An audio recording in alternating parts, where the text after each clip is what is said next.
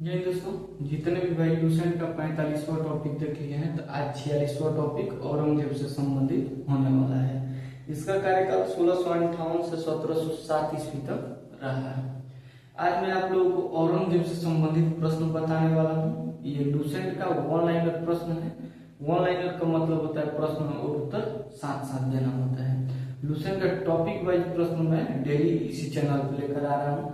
क्या है कि कल बीच में गैप हो गया था, तो गैप कभी कभी हो जाता है किसी कारणवश। और एक नंबर से टॉपिक नंबर 1 से टॉपिक नंबर 45 तक देखिएगा। पूरा प्राचीन भारत और मध्यकालीन भारत अभी चल रहा है। इसके बाद आधुनिक भारत का प्रश्न मैं बताने वाला हूँ।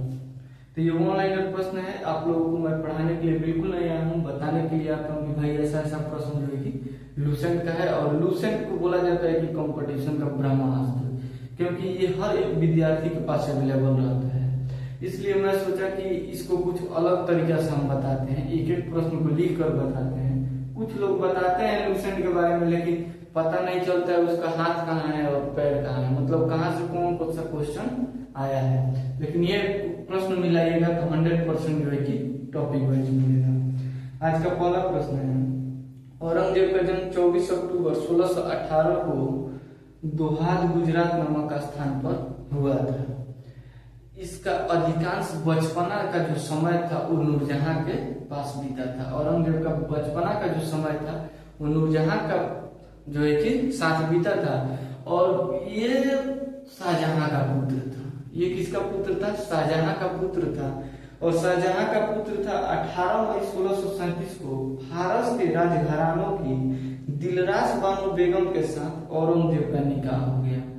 आप सोच रहे होंगे कि निकाहों के बारे में बता रहे हो भाई। ऐसा बात है, कोई कोई भाई क्या करता है कि क्वेश्चन तो देखता है और मिलाता है, सोचता है अरे यार निकाहों के बारे में तो बताइए नहीं किया। ये लगता है सही सही क्वेश्चन नहीं बता रहा है। निकाह के बारे में बताता तो थोड़ा और डीप में जाता। तो निकाह के बारे में कभी नहीं पूछता है, लेकिन निकाह के बारे में इसलिए बता दिया हूँ। टॉपिक बाई हर एक प्रश्न बताएंगे ना तो आपको 100% समझ में आएगा।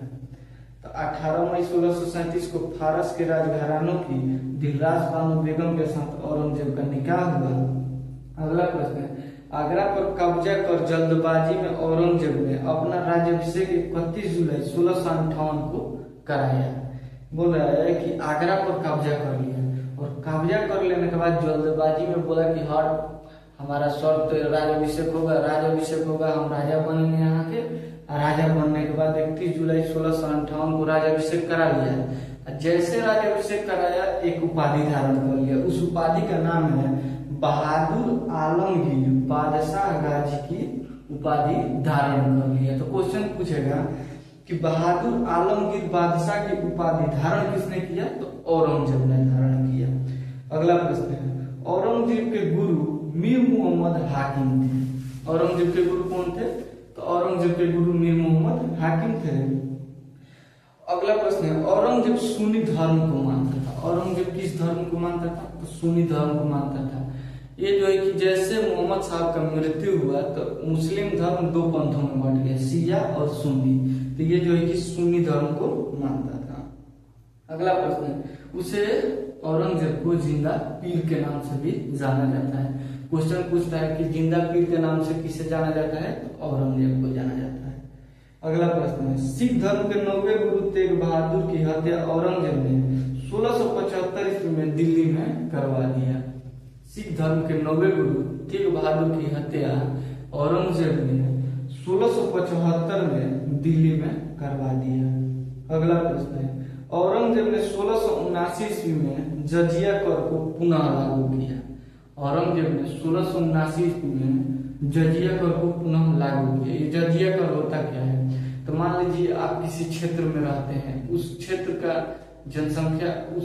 का जनसंख्या बहुमूल्य, मतलब सबसे ज्यादा लोग उसमें मुस्लिम धर्म रहते हैं, मुस्लिम धर्म के लोग रहते हैं, और आप एक हिंदू जाते हैं। तो उस समय क्या होता था कि वो बोलता था कि अगर आप इस क्षेत्र में रह रहे हैं और आप हिंदू से हैं, हिंदू मतलब अपना धर्म मानते हैं, आप अपने धर्म के अनुसार इसमें जीना चाहते हैं, इस क्षेत्र में रहना चाहते हैं, तो आपको जजिया कर देना पड़ेगा।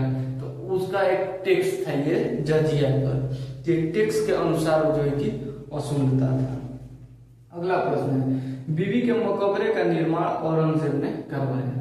बीबी के मकबरे का निर्माण किसने करवाया? तो औरंगजेब ने करवाया। बीबी का मकबरा औरंगाबाद महाराष्ट्र में है।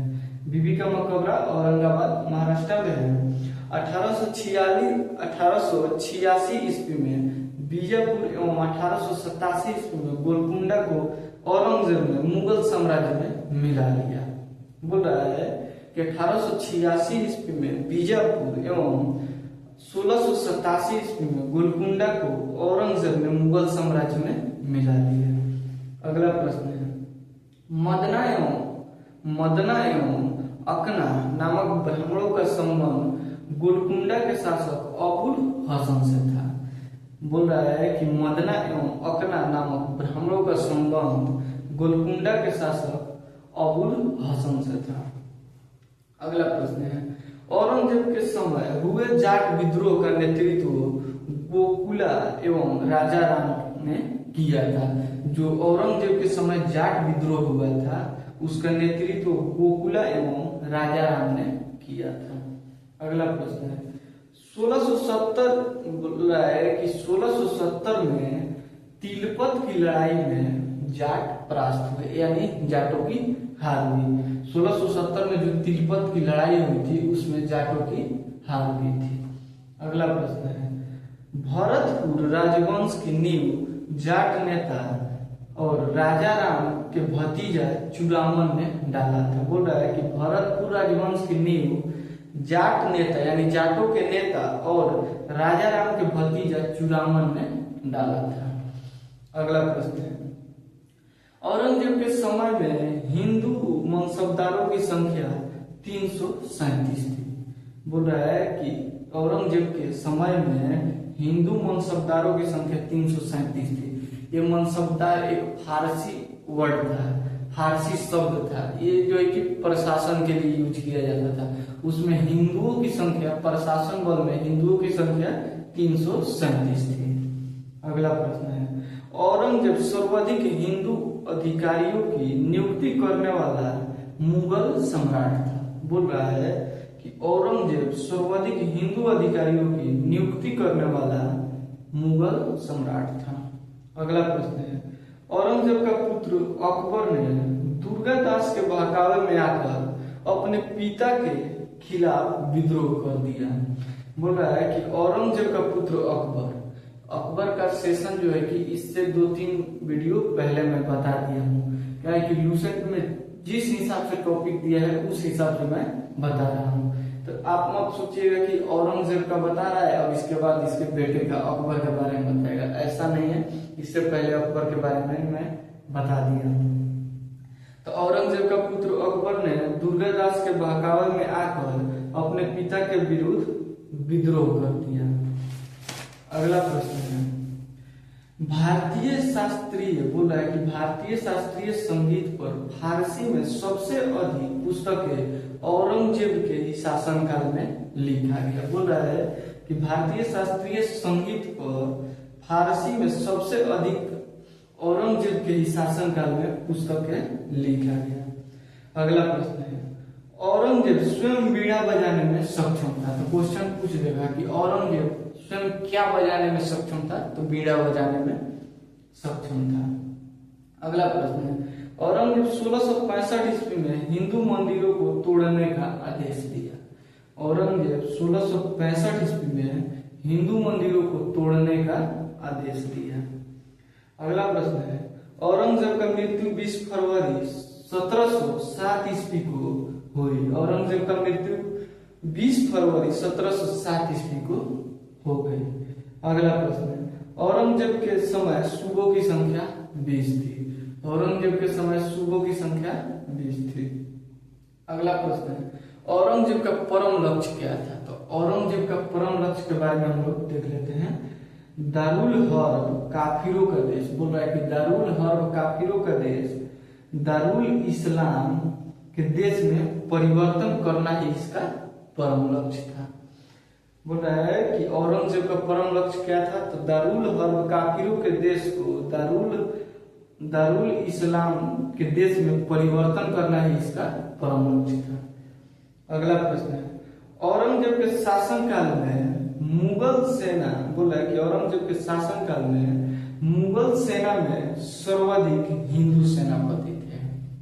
बोला है कि औरंगजेब के शासनकाल में मुगल सेना में सर्वाधिक हिंदू सेनापति थे।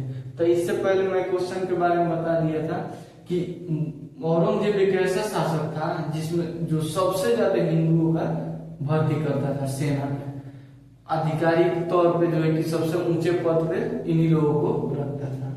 अगला प्रश्न है, फ्रांसीसी यात्री फ्रांकोइस बर्नियर औरंगजेब के चिकित्सक था।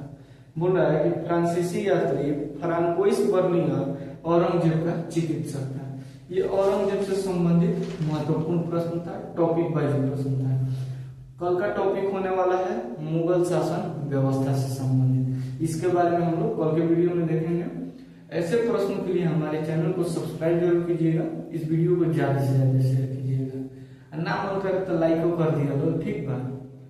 मिलेंगे नेक्स्ट वीडियो में, तब तक के लिए जय हिंद।